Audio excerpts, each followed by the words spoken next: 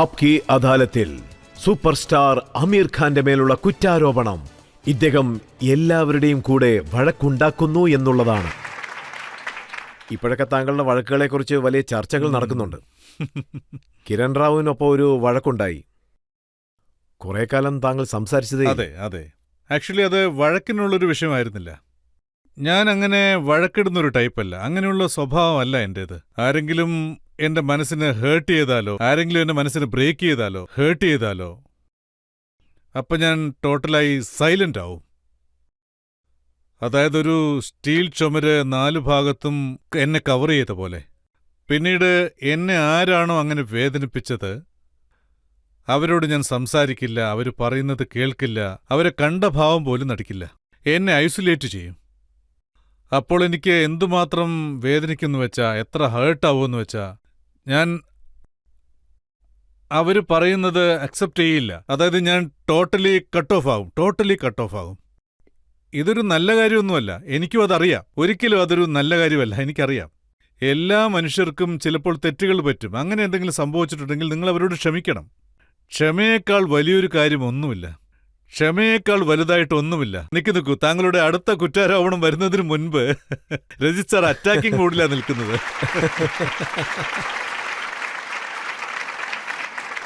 അദ്ദേഹം വിടില്ല, ടാക് ടാക് ടാക് എല്ലാ ഭാഗത്തുനിന്നും. ഇതൊരു സത്യമാണ്. ഞാനിതിന് പറയുക, അതായത് ഇതൊരു വലിയ ഇൻമെച്യൂറാണ്, ഇതൊരു കുട്ടിക്കളിയാണ്. ഞാൻ എൻ്റെ ഫ്രണ്ടുമായിട്ട് വഴക്കിട്ടതിൻ്റെ പേരിൽ 7 വർഷമാണ് സംസാരിക്കാതിരുന്നത്. അവരൊരു നടിയായിരുന്നു, അവരുടെ പേര് ജൂഹി ചവാലയോടൊപ്പം താങ്കൾ 7 വർഷം. അതെ ശരിയാണ്, ജൂഹിയോട് ഞാൻ 7 വർഷം സംസാരിക്കാതിരുന്നു. ഇത് കുട്ടികളെ പോലെയാണ്. അതായത് ഈഗോ വരും. ഞാനാണ് കറക്റ്റ്, അവളാണ് തെറ്റിയത്, ഞാൻ അവളോട് സംസാരിക്കില്ല എന്ന്. തെറ്റാണ്. ഈ ഒരു തെറ്റ് എന്റെ ഭാഗത്തുണ്ടായിരുന്നു. അതിനുശേഷം ഞാൻ തെറാപ്പിയും ചെയ്തിരുന്നു, അതായത് ചില വർഷങ്ങൾക്ക് മുൻപ്. സോ ഇങ്ങനെയുള്ള ചില കാര്യങ്ങളൊക്കെ എനിക്ക് പിന്നീടാണ് മനസ്സിലായത്. ഇങ്ങനെയൊന്നും പെരുമാറാൻ പാടില്ലായിരുന്നു, ഇത്ര സ്ട്രിക്റ്റ് ആവരുതായിരുന്നു, മനസ്സിലാക്കണമായിരുന്നു. അൺഫർഗിവിങ്, ഒരാളോട് ക്ഷമിക്കാതിരിക്കുക, ഇങ്ങനെയുള്ള കാര്യങ്ങളൊക്കെ എനിക്ക് പതുക്കെ പതുക്കെയാണ് മനസ്സിലായി തുടങ്ങിയത്. ഞാനൊരു ഇന്റർവ്യൂ കേട്ടിരുന്നു, താങ്കൾ വളരെ ഡീപ്പായി ഉറങ്ങുമെന്ന്. അങ്ങനെ ഉറങ്ങിയാൽ എഴുന്നേൽപ്പിക്കുന്നത് ബുദ്ധിമുട്ടുള്ള കാര്യമാണെന്ന് കേട്ടു. അതിലെന്തെങ്കിലും സത്യമുണ്ടോ ഇത് സർ? തികച്ചും സത്യമാണ്. എന്നെ എന്റെ ഫ്രണ്ട്സും ബന്ധുക്കളും ഒക്കെ കുംഭകർണെന്നാണ് വിളിക്കാറുള്ളത്. കാരണം ഞാൻ ഉറങ്ങിക്കഴിഞ്ഞാൽ പിന്നെ എന്നെ എഴുന്നേൽപ്പിക്കാൻ വലിയ ബുദ്ധിമുട്ടാണ്. അതുപോലെ എനിക്ക് ഉറങ്ങാതെ എത്ര സമയം വേണമെങ്കിലും ജോലി ചെയ്യാൻ കഴിയും. പക്ഷേ ഞാൻ ഉറങ്ങിക്കഴിഞ്ഞാൽ എന്നെ ഉണർത്താൻ വലിയ പാടാണ്. ഞാൻ ഉറങ്ങുന്ന സമയത്ത് ബെഡിനടുത്തായിട്ട് ഒരു വാട്ടർ സ്പ്രേ വെച്ചിട്ടുണ്ടാവും. മേക്കപ്പിലെ വാട്ടർ സ്പ്രേ ഉപയോഗിക്കില്ല, അതുപോലെ അത് പെർമനന്റ് ആയിട്ട് എൻ്റെ ബെഡിൻ്റെ സൈഡിലുണ്ടാവും. കാരണം രാവിലെ നേരത്തെ എഴുന്നേൽക്കുന്ന ശീലം എനിക്കില്ലല്ലോ. അലാറം അടിച്ചാലും കേൾക്കില്ല. ഞാൻ ഉറക്കത്തിൽ പിച്ചും പേയും പറയും. എന്നെ ഉണർത്തുമ്പോൾ പറയും, നിങ്ങൾക്ക് ജോലിയുണ്ട്, 6 മണിക്ക് ഷൂട്ടിംഗ് ആണെന്ന്. അപ്പം ഞാൻ ഉറക്കത്തിൽ പറയും, ഇല്ലല്ല അത് ക്യാൻസലായെന്ന്. ഇതുപോലെ 3-4 ടൈംസ് നടന്നിട്ടുണ്ട്. ഞാൻ റീനയോട് എൻ്റെ ഷൂട്ടിംഗ് ക്യാൻസലായി, എന്നെ ഉറങ്ങാൻ സമ്മതിക്കുമെന്ന് പറഞ്ഞു. ഇതുപോലെ SGയുടെ കാര്യത്തിൽ ഞാൻ പറഞ്ഞിട്ടുണ്ട്. യാഷ് ചോപ്ര, നമ്പർ 1 ഡയറക്ടർ, അദ്ദേഹത്തിൻ്റെ ഒപ്പമുള്ള ആദ്യത്തെ വർക്ക് പരമ്പര. SG എന്നോട് പറഞ്ഞു, നാളെ ഒരു ഫോട്ടോഷൂട്ട് നടത്തണം, നീ ഒരു കാര്യം ചെയ്യ്, നാളെ കൃത്യസമയത്തെത്ത്, ഷൂട്ടിംഗ് പിന്നെയുള്ളൂ, 3-4 മാസം കഴിഞ്ഞുള്ളൂ, ഇതൊരു ലുക്ക് അറിയാൻ വേണ്ടിയാണെന്ന്. നാളെ ഒരു 11 o'clock വന്നേക്കെ, നമുക്ക് ഫോട്ടോഷൂട്ട് നടത്താമെന്ന് പറഞ്ഞു. അപ്പോൾ ഞാൻ പറഞ്ഞു, ഇല്ല നാളെ എനിക്ക് ഷൂട്ടിംഗ് ഉണ്ട്, സോ 11 o'clock വരാൻ പറ്റില്ല, മോർണിംഗ് 7 മണിക്ക് വേണമെങ്കിൽ വരാമെന്ന്. അതിന് അദ്ദേഹം പറഞ്ഞു, അത് ഒത്തിരി ഏർലി അല്ലേ, നീ ആ സമയത്ത് വരുമോ, ഫോട്ടോഷൂട്ട് നടത്താൻ പറ്റുമെന്ന് ചോദിച്ചു. ഞാൻ വരാമെന്ന് പറഞ്ഞു. അപ്പോൾ 7 to 9 2 hours നിങ്ങൾക്കുള്ള ഫോട്ടോഷൂട്ട് നടത്താമെന്ന് പറഞ്ഞു. പിന്നെ 9 o'clock ഷൂട്ടിങ്ങിന് 1 hour അവിടുന്ന് ട്രാവലിംഗ് ഉണ്ട്, അതുകൊണ്ട് 1 മണിക്കൂർ വൈകി 10 മണിക്ക് എത്താമെന്ന് പറഞ്ഞു. അത് എൻ്റെ ബ്രദർ മൻസൂറിന്റെ ഷൂട്ടിംഗ് ആയിരുന്നു. ബ്രദർ, എനിക്കൊരു 1 hour പെർമിഷൻ വേണം, എനിക്കൊരു അത്യാവശ്യം ഷൂട്ടുണ്ട്, ഞാൻ അവിടെ പോയിട്ട് വരാം, ഒന്ന് അഡ്ജസ്റ്റ് ചെയ്യണമെന്ന് പറഞ്ഞു. നെക്സ്റ്റ് ഡേ ഞാൻ ഉണരുമ്പോൾ 11:30. എനിക്കപ്പോൾ വല്ലാത്ത ദേഷ്യം വന്നു. എൻ്റെ അസിസ്റ്റന്റിനെ ഞാൻ നല്ല തെറി വിളിച്ചു. നിനക്ക് ഇത്രയ്ക്ക് വിവരമില്ലടാ, 11:30 ആയില്ലേ, ഇതിപ്പോ എത്ര ലേറ്റാ, 7 മണിക്ക് പോകേണ്ടത്, അതും യശ് ചോപ്രയുടെ ഷൂട്ട്. ഞാൻ ഫസ്റ്റ് ടൈം അദ്ദേഹത്തിനൊപ്പം ജോലി ചെയ്യാൻ പോകുന്നു, അദ്ദേഹം എന്ത് കരുതും? പിന്നെ എൻ്റെ ബ്രദർ മൻസൂറിന്റെ ഷൂട്ടിലും എനിക്ക് പങ്കെടുക്കണം. അവിടെ 10 മണിക്ക് എത്തേണ്ടതാ, 11:30 എഴുന്നേൽപ്പിച്ച എങ്ങനെയാ, എന്ത് ചെയ്യും? അപ്പോൾ റീന പറഞ്ഞു, ഷട്ടപ്പ്. റീന എന്നെ വഴക്ക് പറഞ്ഞു. ഞാൻ ഷോക്കായി. എന്താ കാര്യം എന്ന് ചോദിച്ചു. അപ്പൊ റീന പറഞ്ഞു, നിങ്ങളെ ഞങ്ങൾ 5 മണിക്ക് എഴുന്നേൽപ്പിച്ചു. അത് നിങ്ങൾ പറഞ്ഞ സമയത്ത് തന്നെ. എഴുന്നേറ്റ് നിങ്ങൾ പറഞ്ഞു ഷൂട്ടിംഗ് ക്യാൻസലായി, ഇന്ന് പോണ്ടെന്ന്. ഞാൻ എപ്പോഴാ അങ്ങനെ പറഞ്ഞ? ഞാൻ അത് കേട്ട് ശരിക്കും പറഞ്ഞ ഷോക്കായിപ്പോയി. ഞാൻ ഉറങ്ങുന്നാൾ എങ്ങനെ ഇത് പറയും? നിങ്ങൾ ഉറങ്ങുമായിരുന്നു, പക്ഷെ എഴുന്നേറ്റപ്പോ നിങ്ങൾ ഇതാ പറഞ്ഞത്. അതെങ്ങനെയാ ഉറങ്ങുന്ന സമയത്ത് ഞാൻ നുണ പറയുക? പക്ഷെ നിങ്ങൾ പറഞ്ഞു എന്നുള്ളത് നേരാ. ഉറക്കത്തിൽ നിങ്ങൾ ഷൂട്ടില്ലെന്ന് ക്യാൻസലായെന്ന് പറഞ്ഞു. പിന്നെ ഇന്ന് ഷൂട്ടിംഗ് ഇല്ലാത്തതുകൊണ്ട് ഇന്നത്തെ ദിവസം മുഴുവൻ ഉറങ്ങണമെന്നും പറഞ്ഞു. അന്ന് എനിക്ക് മനസ്സിലായി ഞാൻ ഉറക്കത്തിൽ നുണ പറയുന്ന ആളാണെന്ന്. ഉറക്കത്തിൽ നുണ പറയുക, അതായത് ഉണർന്നിരിക്കുമ്പോ ചിലപ്പോഴൊക്കെ നുണ പറയാറുണ്ട്, പക്ഷെ ഉറക്കത്തിൽ എന്തായാലും പറയും. താങ്കൾക്ക് ദങ്കൽ ഓഫർ വന്നപ്പോ ദങ്കലിന്റെ കഥ താങ്കളോട് പറഞ്ഞപ്പോ താങ്കൾ ഒരു പ്രായമുള്ള മുടിയൊക്കെ വെച്ച് വണ്ണമുള്ള. അപ്പോ താങ്കൾ പറഞ്ഞിരുന്നോ സൽമാനും ഷാരൂഖ് ഖാനും താങ്കളുടെ കരിയർ നശിപ്പിക്കാൻ വേണ്ടിയാണ് ഇങ്ങനൊരു കഥയോടുകൂടി താങ്കളുടെ അടുത്ത് വന്നത്? നിങ്ങൾ പറഞ്ഞത് ശരിയാ. ഞാനൊരു തമാശ പറഞ്ഞത്. ഞാൻ ഡയറക്ടറോട് പറഞ്ഞു, അതായത് ഞാൻ ഡയറക്ടറോടും പ്രൊഡ്യൂസറോടും ഈ കഥ ആരാ അയച്ചു തന്നെന്ന് ചോദിച്ചു. അതായത് അത് ധൂം 3 അപ്പൊ കഴിഞ്ഞേ ഉള്ളൂ, PK റിലീസായ സമയം. അപ്പൊ ഞാൻ നിതേഷ് സാറിനോട് പറഞ്ഞു, നിതേഷ് സാർ, ജനങ്ങൾ എന്നെ തെറ്റിദ്ധരിച്ചിരിക്കുകയാണ്. എനിക്ക് 30-37 വയസ്സേ ഉള്ളൂ എന്ന് അവരുടെ വിചാരം. അവർക്കെന്റെ ശരിക്കുള്ള വയസ്സറിയില്ല. ഒരുപക്ഷേ ഈ സിനിമ നിങ്ങൾ എടുക്കുകയാണെങ്കിൽ അവർക്ക് എന്റെ യഥാർത്ഥ പ്രായം മനസ്സിലാവും. ഇദ്ദേഹത്തിന് 55 വയസ്സായി, വയസ്സനാണെന്ന് പറയും. 4 കുട്ടികളുടെ അച്ഛൻ. ഇതാണ് ആ പടത്തിലെ ക്യാരക്ടർ. സോ ഈ കാര്യമാണ് ഞാൻ നിങ്ങളോട് തമാശയായി പറഞ്ഞത്. സൽമാനും ഷാറൂഖും ചേർന്നാണ് ഇങ്ങനൊരു കഥ അയച്ചത്. ദങ്കൽ എന്നൊരു സിനിമ ചെയ്യിപ്പിച്ച് എന്നെ ഫീൽഡ് ഔട്ട് ആക്കണം. ഒരു തമാശ പറഞ്ഞതാ. താങ്കൾക്ക് സത്യത്തിൽ തോന്നിയില്ലേ ഇങ്ങനൊരു പ്രായമുള്ള ക്യാരക്ടർ ചെയ്യുകയാണെങ്കിൽ, അതായത് ഒരു 4 പെൺപിള്ളേരുടെ അച്ഛനായിട്ട് അഭിനയിക്കുകയാണെങ്കിൽ, വണ്ണമുള്ള വ്യക്തിയായി അഭിനയിക്കുമ്പോൾ തന്റെ കരിയർ എഫക്റ്റ് ആവുമെന്ന്, ഹീറോ ഇമേജ് എഫക്റ്റ് ആവുമെന്ന് താങ്കൾക്ക് തോന്നിയില്ലേ? എനിക്കും ആ ഒരു ഭയം ഉണ്ടായിരുന്നു. അതുകൊണ്ടാണ് നിതേഷ് സാറിനോട് ഞാൻ പറഞ്ഞത്, നമുക്ക് ഒരു കാര്യം ചെയ്യാം. ഒരുപക്ഷെ വയസ്സായെന്ന് പറയും, വണ്ണം വെച്ചെന്ന് പറയും, ചിലപ്പോ ഇത് കാരണം എന്റെ സ്റ്റാർഡം ഒന്ന് ഇടിഞ്ഞെന്നും വരാം. അങ്ങനെയൊക്കെ ആലോചിച്ച് നോക്കിയപ്പോൾ എനിക്ക് ശരിക്കും പേടിയായി. സോ ഞാൻ അദ്ദേഹത്തോട് റിക്വസ്റ്റ് ചെയ്തു, നിങ്ങളൊരു കാര്യം ചെയ്യും, ഈ സിനിമ ഒരു 5 വർഷം കഴിഞ്ഞ് ചെയ്തുകൂടെ എന്ന് ചോദിച്ചു, അല്ലെങ്കിൽ ഒരു 7 വർഷം കഴിഞ്ഞ്. അദ്ദേഹം അതിന് സമ്മതിക്കുകയും ചെയ്തു. ഞാൻ വെയിറ്റ് ചെയ്യാം, പക്ഷെ നിങ്ങൾ തന്നെ ഈ സിനിമ ചെയ്യണമെന്ന് പറഞ്ഞു. പക്ഷേ ഒരു കാര്യം എന്താണെന്ന് വെച്ചാൽ രജിത് സാർ, ഒരു കഥ എന്റെ മനസ്സിന് ഇഷ്ടപ്പെട്ടു കഴിഞ്ഞാൽ അതെന്റെ ബ്ലഡിൽ കലരും. അത് നല്ലൊരു കഥയാണ്, നല്ലൊരു തീമുള്ള കഥ, നമ്മുടെ പെൺകുട്ടികളെക്കുറിച്ചുള്ള കഥ, നമ്മുടെ സ്ത്രീകളെക്കുറിച്ചുള്ള, നമ്മുടെ പെൺകുട്ടികളെക്കുറിച്ചുള്ള. അവരെ നമ്മൾ ഒരിക്കലും തരം താഴ്ത്തരുത്. അവർക്ക് നമ്മൾ ആൺകുട്ടികൾക്ക് കൊടുക്കുന്ന അതേ മര്യാദയും തുല്യതയും കൊടുക്കണം. ആ ഒരു കഥയിലെ മെസ്സേജ് വളരെ നല്ലൊരു മെസ്സേജാണ്. അതായത് എനിക്ക് അപ്പോൾ തോന്നി എൻ്റെ കരിയർ ഒരുപക്ഷെ അവസാനിക്കുകയാണെങ്കിലും ശരി, എനിക്ക് ഭയമുണ്ടായിരുന്നു, ഇല്ലെന്ന് ഞാൻ പറയുന്നില്ല. എനിക്ക് ഈ സിനിമ ചെയ്യണമെന്ന് എൻ്റെ ഉൾമനസ്സ് പറഞ്ഞുകൊണ്ടേയിരുന്നു. ഞാൻ ആ കഥയുടെ ഫാനായി. അത് എൻ്റെ രക്തത്തിൽ, ഞാൻ പറഞ്ഞില്ലേ എൻ്റെ രക്തത്തിൽ കലർന്നുവെന്ന്. ഞാൻ ഉടനെ നിതീഷിനോട് പറഞ്ഞു, എനിക്ക് ഇപ്പം തന്നെ ഈ സിനിമ ചെയ്യണം, 7 വർഷമൊന്നും കാത്തിരിക്കേണ്ട, നമുക്കിപ്പം തന്നെ ഇത് ചെയ്യാമെന്ന് പറഞ്ഞു. പെട്ടെന്ന് അതിൻ്റെ വർക്കുകൾ തുടങ്ങി. താങ്കൾക്കൊരു റോൾ ഇഷ്ടപ്പെടുകയാണെങ്കിൽ ഒരിക്കലും താങ്കൾ അത് മിസ് ചെയ്യില്ല. അസിതോസിനൊപ്പം ലഗാൻ ചെയ്യുന്ന സമയത്ത് അദ്ദേഹം താങ്കളോട് രാവിലെ ഷേവ് ചെയ്തിട്ട് വരാൻ പറയും. അതെ, പക്ഷെ താങ്കൾ പറ്റില്ലെന്ന് പറയാറുണ്ട്. അതെ, ആ കാര്യത്തിൽ കുറെ ആർഗ്യുമെന്റ് ഉണ്ടായി. നിങ്ങൾ തന്നെ പറയൂ, ആ സിനിമയിൽ ഞങ്ങൾ വെള്ളത്തിന്റെ ക്ഷാമത്തെക്കുറിച്ചാണ് പറഞ്ഞത്, പക്ഷെ ഇയാൾ ദിവസവും ഷേവ് ചെയ്തിട്ടാണ് വരുന്നത്.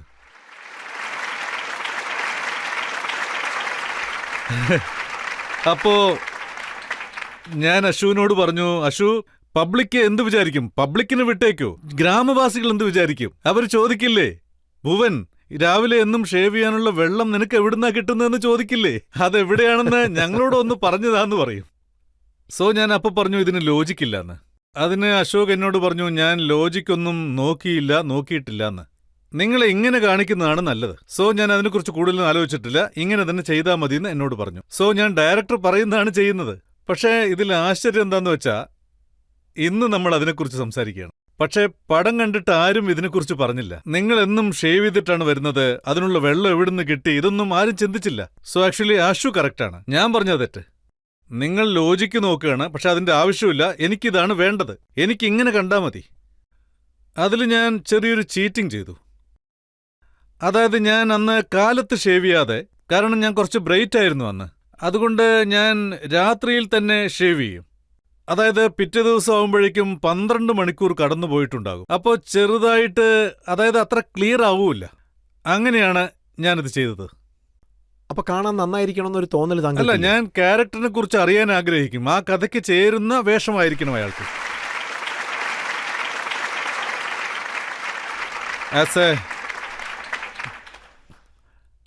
ആസ് എ ക്രിയേറ്റീവ് പേഴ്സൺ എനിക്ക് വളരെ എക്സൈറ്റ്മെന്റ് ഉണ്ടാവും. നെക്സ്റ്റ് ഡേ കാണുമ്പോൾ ഇദ്ദേഹം ആള് തന്നെ മാറിപ്പോയല്ലോ എന്ന് പറയുമ്പോൾ, കഴിഞ്ഞ സിനിമയിൽ എങ്ങനെയായിരുന്നു, ഈ സിനിമയിൽ എങ്ങനെയാണ്, ഓരോ പടത്തിലും ഓരോ ടൈപ്പാണെന്ന് പറയണം. 3 ഇഡിയറ്റ്സിൽ ഡിഫറന്റ് ആണ്, PKയിൽ ഡിഫറന്റ് ആണ്. ജനങ്ങൾ ചിന്തിക്കണം, ജനങ്ങൾക്ക് തോന്നണം, ഇങ്ങനെന്താ എങ്ങനെയാണ് ഇതൊക്കെ ചെയ്യുന്നതെന്ന് തോന്നണം. എനിക്കതാണ് വേണ്ടത്. സോ ഞാൻ അതിനുവേണ്ടി ഒരുപാട് ശ്രമങ്ങൾ നടത്തും. ആ ക്യാരക്ടറുമായിട്ട് വളരെ യോജിക്കണം. അമീർ ഖാനെ അതിൽ കാണാൻ പാടില്ല, ക്യാരക്ടറായി വേണം കാണാൻ. അത് അമീർ ഖാനല്ല, കഥാപാത്രമാണ്. അത്രേ ഉള്ളൂ.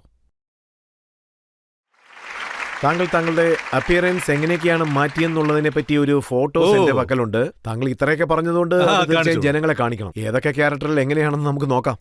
ഇത് രംഗീല, ഇത് മംഗൾ പാണ്ഡെ, ഇത് ദിൽ ചാഹതാ ഹൈ, ഗജനി, 3 ഇഡിയറ്റ്സ്, ധൂം 3, PK, ദംഗൽ, ഇത് ലാൽ സിംഗ് ചഡ, ഇത് താരേ സമീൻ പർ, ഇത് ലഗാൻ.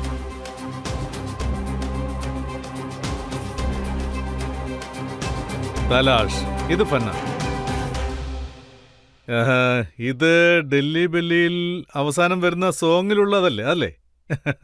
ഈ ഫോട്ടോസൊക്കെ കാണുന്ന സമയത്താണ് താങ്കൾ ക്യാരക്ടറിന് വേണ്ടി എത്രത്തോളം ചേഞ്ച് വരുത്തിയിട്ടുള്ളതെന്ന് മനസ്സിലാവുന്നത്. എത്രത്തോളം താങ്കൾ അതിനുവേണ്ടി കഷ്ടപ്പെട്ടു. നിങ്ങളെ വേറൊരു കാര്യം കൂടി നോട്ട് ചെയ്തിട്ടുണ്ടാവും. ഇതിൽ പ്രത്യേകിച്ച് ഗെറ്റപ്സ് ഒന്നുമില്ല. ഞാൻ വിഗ് വെച്ചതുപോലെ അല്ലെങ്കിൽ ഫേസിൽ എന്തെങ്കിലുമൊക്കെ ചെയ്തതുപോലെ ഞാനായി തന്നെ ഇരിക്കണം. പക്ഷെ അതിൽ ചെറിയൊരു മാറ്റം വേണം. ആ മാറ്റം എന്നുള്ളത് ഉള്ളിൽ നിന്ന് വരണം. അങ്ങനെ ഉള്ളിൽ നിന്ന് മാറിയാലേ പുറത്തത് പ്രകടിപ്പിക്കാൻ പറ്റൂ. പക്ഷേ പൊതുവേ സ്റ്റാർസ് എല്ലാം അവരുടെ ലുക്ക് ഒരിക്കലും മാറാൻ ആഗ്രഹിക്കില്ല. സ്റ്റാർസ് എല്ലാം ഇങ്ങനെയാണ് ആഗ്രഹിക്കാറുള്ളത്. പിന്നെ ഇത് നല്ലൊരു കാര്യം കൂടിയാണ്. കാരണം ഓഡിയൻസ് അതാണ് ഇഷ്ടപ്പെടുന്നത്. നമ്മുടെ സ്റ്റാർ നല്ല ഭംഗിയുണ്ടാവണം, സുന്ദരനായിരിക്കണം, നല്ല രസം വേണം. എനിക്കും അങ്ങനെയാണ്. ഞാൻ അമിതാഭ് ജിയെ കാണും, വിനോദ് ഖന്നയെ ശ്രദ്ധിക്കും, പിന്നെ അതായത് അതിശയിക്കും എങ്ങനെയാണ് നടക്കുന്നത്. അവരുടെ ലുക്ക് കണ്ടില്ലേ, എന്തൊരു സ്റ്റൈലാണ്. ഇതൊക്കെ എനിക്ക് തോന്നും. ദത്ത് സാർ, ഇവരൊക്കെ ഹീറോസാണ്. അതായത് ക്രിയേറ്റിവിറ്റിയുടെ കാര്യം വരുന്ന സമയത്ത് ഞാൻ ഈ കാര്യങ്ങളൊക്കെ മറന്നുപോകും. എന്നെയും കാണാൻ അങ്ങനെയൊക്കെ വേണമെന്ന് വിചാരിക്കും. പക്ഷേ ശരിക്കും പറഞ്ഞാൽ ഒരു റോള് ചെയ്യുമ്പോൾ ആ ഒരു കഥാപാത്രമായിട്ടേ നമ്മൾ കാണാവൂ. അതിലായിരിക്കും എൻ്റെ പൂർണ്ണ ശ്രദ്ധ, ആ കഥാപാത്രമായി മാറുന്നതിൽ. എൻ്റെ ഹെയർ സ്റ്റൈലിൽ, എൻ്റെ കോസ്റ്റ്യൂമിൽ എൻ്റെ ശ്രദ്ധ മറ്റൊന്നിലുമായിരിക്കില്ല, ഇതിലായിരിക്കും. എനിക്കറിയാവുന്നിടത്തോളം ഒരു സ്റ്റാർ ഒരു ഡ്രസ്സ് ഒരു തവണ ഉപയോഗിച്ചാൽ പിന്നീട് അത് ഉപയോഗിക്കില്ല. നിങ്ങൾക്കറിയാലോ, ഒരിക്കൽ ഉപയോഗിച്ചാൽ അത് പിന്നെ ഉപയോഗിക്കില്ല. ഞാനൊരു മിഡിൽ ക്ലാസ് ഫാമിലിയിലുള്ള ആളാ. ഒരു സാധനം ഒരിക്കൽ ഉപയോഗിച്ചാൽ വീണ്ടും ഉപയോഗിക്കാൻ പാടില്ല എന്നുണ്ടോ? ഇത് നല്ലൊരു ഷർട്ടാണ്, ഇത് വീണ്ടും ഉപയോഗിക്കാൻ പാടില്ല, ഒരിക്കൽ ഇട്ടാൽ മതിയോ? എന്തുകൊണ്ടാണ് ഉപയോഗിക്കാൻ പാടില്ലാത്തത്? അതായത് എന്റെ മനസ്സിന് ഇഷ്ടപ്പെട്ട കാര്യങ്ങൾ ഞാൻ ചെയ്യും, അത്രേ ഉള്ളൂ. നല്ലതാണെങ്കിൽ ഞാനിത് ഇടും, അതിലെന്താ കുഴപ്പം? എന്റെ കയ്യിൽ 25 വർഷം പഴക്കമുള്ള ഡ്രസ്സൊക്കെ ഇപ്പോഴും ഉണ്ട്. പിന്നെ അതുമായിട്ട് എനിക്കൊരു ഇഷ്ടം, ഒരു കണക്ഷൻ, അതൊക്കെ ഉണ്ട്. ഞാൻ പാകമാണെങ്കിൽ ഇന്നും അതിടും. കീറിയിട്ടുണ്ടാവും, നിങ്ങൾ ഫോട്ടോസിൽ കണ്ടു കാണും. എന്റെ ചില ടീഷർട്ടുകൾ അത് ചിലപ്പോൾ കീറിയിട്ടുണ്ടാവും. ഞാൻ തുന്നിച്ചേർത്താണ് ഇടുന്നത്. വീണ്ടും ഞാനത് ഉപയോഗിക്കും. അതൊന്നും ഞാൻ കളയില്ല, അതെപ്പോഴും ഞാൻ സൂക്ഷിച്ചു വെക്കും, അത് ഉപയോഗിക്കുകയും ചെയ്യും. ഇതും സത്യമാണോ? താങ്കൾ ഒരു ദിവസം ഞാൻ ഇനി സിനിമ ചെയ്യാൻ പോകുന്നില്ലെന്ന് പറഞ്ഞത് കേട്ടു. അതെ, ഇങ്ങനെയൊരു സമയമുണ്ടായിരുന്നു. അതായത് എൻ്റെ 18 വയസ്സ് മുതൽ ഞാൻ സിനിമയിൽ അസിസ്റ്റന്റ് ഡയറക്ടറായി ജോലി ചെയ്തിരുന്നു. അതങ്ങനെ തുടർന്നു പോന്നു. പിന്നീട് 4 വർഷം കഴിഞ്ഞ് ഞാനൊരു ആക്ടറായി. അങ്ങനെയാണ് 18 വയസ്സ് മുതൽ എൻ്റെ ജേണി സ്റ്റാർട്ടായത്, സിനിമയിൽ എൻ്റെ ജേണി സ്റ്റാർട്ടായത്. അങ്ങനെയാണ് തുടങ്ങിയത്. ആ ഒരു ജേണിയിൽ ഞാൻ എന്നെ തന്നെ മറന്നുപോയി. ഈ ഭ്രാന്തിൽ, ഈ മാജിക്കിൽ ആവേശം മൂത്ത് ക്രിയേറ്റിവിറ്റി എന്ന ലഹരിയിൽ മുഴുകി.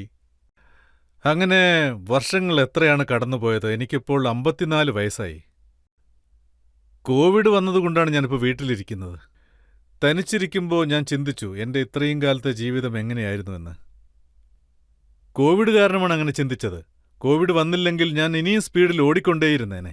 കോവിഡ് കാരണം എനിക്ക് വീട്ടിലിരിക്കേണ്ട ഒരവസ്ഥയുണ്ടായി. അങ്ങനെ തരിച്ചിരുന്നപ്പോൾ ഞാൻ ചിന്തിച്ചു, അമീർ, നിനക്ക് ഫാമിലിയുണ്ട്, നിനക്ക് കുട്ടികളുണ്ട്, അച്ഛനും അമ്മയും ഉണ്ട്, അനിയത്തിയും അനിയനും, അങ്ങനെ ഒരുപാട് പേരുണ്ട്. ഇത്രയും വർഷത്തിനിടയ്ക്ക് ഞാൻ അവർക്ക് വേണ്ടി സമയം ചെലവഴിച്ചിട്ടില്ല. അങ്ങനെ ഞാൻ അവരുടെ കൂടെ ഉണ്ടെങ്കിലും അവർക്ക് വേണ്ടി സമയം ചെലവഴിച്ചിട്ടുണ്ടെങ്കിലും എൻ്റെ ചിന്തകൾ അപ്പോൾ മറ്റൊന്നായിരുന്നു. പിന്നീട് എനിക്ക് മനസ്സിലായി, ഞാൻ യാഥാർത്ഥ്യം മനസ്സിലാക്കി. അങ്ങനെ റിയലൈസ് ചെയ്യാൻ തുടങ്ങി. അങ്ങനെ 1 ദിവസം, 2 ദിവസം, 3 ദിവസം എനിക്ക് വല്ലാതെ ഡിപ്രഷനായി തുടങ്ങി. എനിക്ക് വല്ലാത്ത വിഷമമുണ്ടായി. ഞാൻ ആകെ വല്ലാതായി. എൻ്റെ മക്കളോട് ഞാൻ കാണിച്ചത് ശരിയല്ല, എൻ്റെ ഫാമിലിയോട് കാണിച്ചത് ശരിയല്ല. ഞാൻ ഇങ്ങനെ പോയാൽ പോരെന്നെനിക്ക് മനസ്സിലായി. എനിക്ക് എന്നോട് തന്നെ ദേഷ്യം തോന്നി തുടങ്ങി. വളരെ ദേഷ്യം വന്നു. കാരണം ആ സമയം തിരിച്ചു കിട്ടില്ല. അപ്പോഴേക്കും എൻ്റെ കുട്ടികൾ വളർന്നിരുന്നു. ഐര, ജുനൈത്ത്. ഐറയ്ക്ക് 23 വയസ്സ്, ജുനൈത്തിന് 28 വയസ്സായി. ഇത് 4 വർഷം മുമ്പ്. എനിക്ക് വിഷമം തോന്നാനുള്ള കാരണം, ഞാൻ ജോലി എന്ന ഒരു ലഹരിയിൽപ്പെട്ട്, അതായത് ക്രിയേറ്റിവിറ്റി എന്ന ലഹരിയിൽ, ഞാൻ ചിന്തിക്കാറില്ലായിരുന്നു ഐലയ്ക്ക് 4 വയസ്സായോ 5 വയസ്സായോ 6 വയസ്സായോ എന്നൊന്നും ചിന്തിക്കില്ല. അവർക്ക് എന്തെങ്കിലും ആഗ്രഹങ്ങളുണ്ടോ, അവർക്ക് എന്താണ് ആവശ്യം, അവളുടെ ഇഷ്ടം എന്താണ്, അവളുടെ സ്വപ്നങ്ങൾ എന്താണ്, അവളുടെ ഭയം എന്താണ്, അവളുടെ ഇൻസെക്യൂരിറ്റീസ് എന്താണ്, ഡ്രീംസ് എന്താണ്, അതൊന്നും എനിക്കറിയില്ലായിരുന്നു. കാരണം ഞാൻ അതിനെക്കുറിച്ച് ചിന്തിച്ചിട്ടില്ല. എപ്പോഴും എൻ്റെ ഡയറക്ടേഴ്സ് കൂടെ കാണും. അവരോടൊപ്പമാണ് ഞാൻ കൂടുതൽ സമയം ചെലവഴിച്ചുകൊണ്ടിരുന്നത്. അതുകൊണ്ട് അശീതോഷിന്റെ ഡ്രീം എന്താണെന്ന് എനിക്കറിയാം. അതുപോലെ അശീതോഷിന്റെ ഇൻസെക്യൂരിറ്റി എന്താണെന്ന് എനിക്കറിയാം. പക്ഷെ എൻ്റെ കുട്ടികളുടെ കാര്യം എനിക്കറിയില്ല.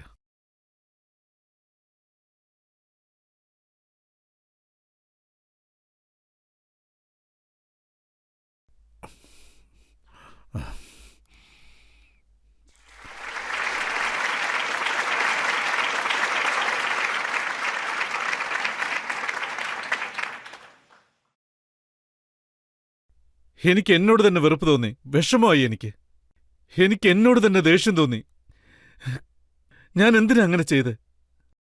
എനിക്കതെങ്ങനെ കഴിഞ്ഞു? പിന്നീട് ഞാൻ തീരുമാനിച്ചു, ഇങ്ങനെയുള്ള സിനിമകൾ ചെയ്യാൻ പാടില്ല എന്ന്. ഇനി ഞാൻ കൂടുതൽ സമയം എൻ്റെ കുട്ടികളുടെ കൂടെ ചെലവഴിക്കും, എൻ്റെ കുടുംബത്തോടൊപ്പം ഞാൻ ചെലവഴിക്കും. ഇത് ലാൽ സിംഗിന്റെ ഇടയ്ക്ക് വെച്ചാണ്. ആ സമയത്താണ് കോവിഡ് വന്നത്. ലാൽ സിംഗ് 50% തീർന്നിരുന്നു. ആ സമയത്താണ് കോവിഡ്. പാതി ഫിലിം ബാക്കിയുണ്ട്.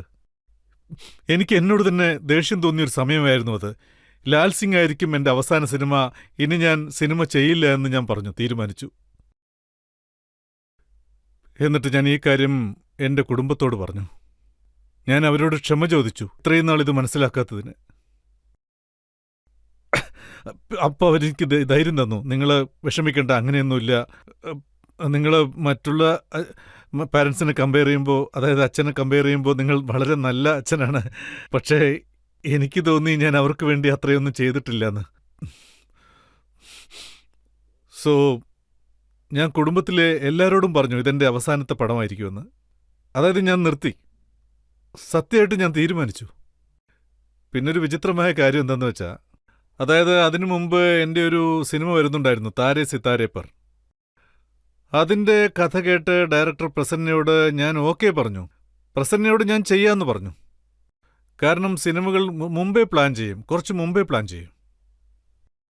പിന്നെ കോവിഡ് വരുമെന്നുള്ള കാര്യം നമുക്കറിയില്ലല്ലോ. കോവിഡിൽ ഒരുപാട് സമയം പോയി. അതിനു മുമ്പ് തന്നെ ആ പടം ഞാൻ ലോക്ക് ചെയ്തിരുന്നു, പ്രസന്നയോടൊപ്പം പടം ചെയ്യാമെന്ന് പറഞ്ഞ്. ഡൺ. എന്തായാലും ആ സിനിമ ചെയ്യുന്നു. ഏകദേശം ഒരു 6-7 മാസത്തോളം ഞാൻ അന്ന് കരുതി പ്രസന്നയോട് ഈ കാര്യം പറയാമെന്ന്. ഞാൻ അദ്ദേഹത്തെ ചെന്നൈയിൽ നിന്ന് വിളിച്ചു വരുത്തി പ്രസന്നയെ ഇരുത്തിക്കൊണ്ട് എൻ്റെ ഈ തീരുമാനം അറിയിക്കാൻ വേണ്ടി, അതായത് പ്രസന്ന, ഞാനിനി സിനിമകൾ ചെയ്യുന്നില്ല, ഞാൻ സിനിമ നിർത്താൻ പോവുകയാണ്, വേറെ ആരെങ്കിലും വെച്ച് ചെയ്തോ എന്ന് പറയാൻ തീരുമാനിച്ചു. അന്ന് കാലത്ത് മക്കൾ, എൻ്റെ കുട്ടികൾ എന്നെ ഇരുത്തിക്കൊണ്ട് ജുനൈത്തും ഐറയും, അവരെന്നോട് പറഞ്ഞു, അച്ഛൻ ഒരുപാട് ഡിസ്റ്റർബ്ഡാണ്, നിങ്ങൾ ഞങ്ങളുടെ കൂടെ ടൈം സ്പെൻഡ് ചെയ്യാത്തതുകൊണ്ട്. അതായത് അച്ഛൻ്റെ മനസ്സിൽ ഇങ്ങനെയൊരു തോന്നലുണ്ടായത് നന്നായി എന്ന് പറഞ്ഞു. എന്നിട്ട് വൈറ്റ് ബോർഡ് എടുത്തുകൊണ്ട് അവർ ലൈനായിട്ട് എഴുതി വെച്ചിരുന്നു. അതായത് 1, 2, 3 എന്ന ഒരു 12 കാര്യങ്ങൾ എഴുതിയിരുന്നു. ഈ 12-ൽ ഏതാണ് ചെയ്യാൻ ഇഷ്ടമെന്ന് എന്നോട് ചോദിച്ചു. ഞാൻ പറഞ്ഞു നമ്പർ 1, പിന്നെ നമ്പർ 7, പിന്നെ നമ്പർ 9 എന്ന്. ഈ 3ഉം എന്റെ ഉത്തരവാദിത്വമെന്ന് പറഞ്ഞു. ഇത് ചെയ്യാൻ അങ്ങയുടെ എത്ര ശതമാനം സമയം ചെലവാകുമെന്ന് ചോദിച്ചു. 15%. അതിൽ കൂടുതൽ സമയം വേണ്ടെന്ന് പറഞ്ഞു. പിന്നെ അവർ ചോദിച്ചു 50% എന്താ ചെയ്യാൻ ഉദ്ദേശിക്കുന്നതെന്ന്, ബാക്കിയുള്ള സമയം എന്താ ചെയ്യാൻ പോകുന്നതെന്ന്. ഞാൻ പറഞ്ഞു നിങ്ങളുടെ രണ്ടുപേരുടെയും കൂടെ സ്പെൻഡ് ചെയ്യും. അവർ രണ്ടുപേരും എന്നെ തൊഴുതു. അച്ഛൻ ഒരു 7-8 മാസമായില്ലേ ഞങ്ങളുടെ കൂടെ ടൈം സ്പെൻഡ് ചെയ്യുന്നു, അതന്നെ ഞങ്ങൾക്ക് ധാരാളമാണ്. ഇത്രയും നാൾ ഇങ്ങനെ ടൈം സ്പെൻഡ് ചെയ്തിട്ടില്ല. പിന്നെ 24 മണിക്കൂറും ഞങ്ങളോടൊപ്പം സമയം ചെലവഴിക്കാമെന്ന് ആഗ്രഹിക്കാം. പക്ഷെ ഞങ്ങൾ അങ്ങനെ ആഗ്രഹിക്കുന്നില്ലല്ലോ. ഞങ്ങൾക്കും ജീവിതമുണ്ട്. അതായത് ജുനൈദ് പറഞ്ഞു അച്ഛൻ ഒരു പിടിവാശിക്കാരനാണ്, വളരെ വാശിയുള്ള ഒരാൾ. അച്ഛൻ സിനിമ എടുക്കാൻ തുടങ്ങിയാൽ പിന്നെ അതിന്റെ പുറകെയാണ്. അത് തീർത്തിട്ടേ അച്ഛന് പിന്നെ വിശ്രമമുള്ളൂ. ഇപ്പോ സിനിമ വേണ്ടാന്ന് വെച്ചപ്പോൾ നേരെ എങ്ങോട്ടാ പോകുന്നത്? പെൻഡുലം പോലെ, ക്ലോക്കിന്റെ പെൻഡുലം പോലെ. ഞാൻ സിനിമ എടുക്കുന്നില്ല, ഞാൻ നിർത്തുകയാണ്, സിനിമ അവസാനിപ്പിച്ചു എന്ന്. ഇതൊക്കെ എന്താ ഇത്, കുട്ടികളെ പോലെ? ഇത്രയ്ക്ക് എക്സിമിസ്റ്റ് ആവാൻ എങ്ങനെ കഴിയുന്നു? ഇതിന്റെ രണ്ടിന്റെ ഇടയ്ക്കൊരു സ്ഥാനമുണ്ട്, അതായത് മോഡറേറ്റ് എന്ന് പറയില്ലേ, അതുപോലെ. നിങ്ങൾ എന്ത് കാര്യം ചെയ്യുകയാണെങ്കിലും എക്സ്ട്രീമായിട്ട് ചെയ്യാൻ പാടില്ല, അങ്ങനെ പോകരുത്.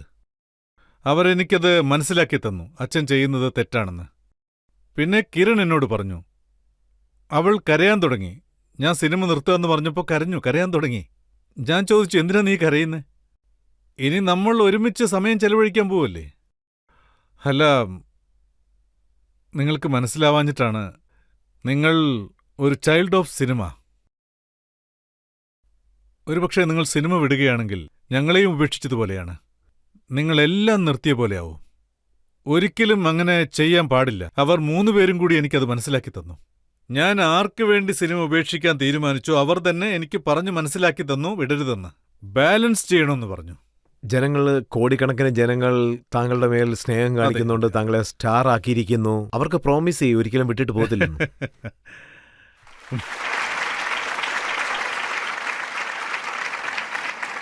ഞാനിപ്പോ ഇവിടെ വെച്ച് ആപ്കി അദാലത്തിൽ പറയുകയാണ്, ഞാൻ ഒരിക്കലും സിനിമ ഉപേക്ഷിക്കില്ല, ഒരിക്കലും ഉപേക്ഷിക്കില്ല.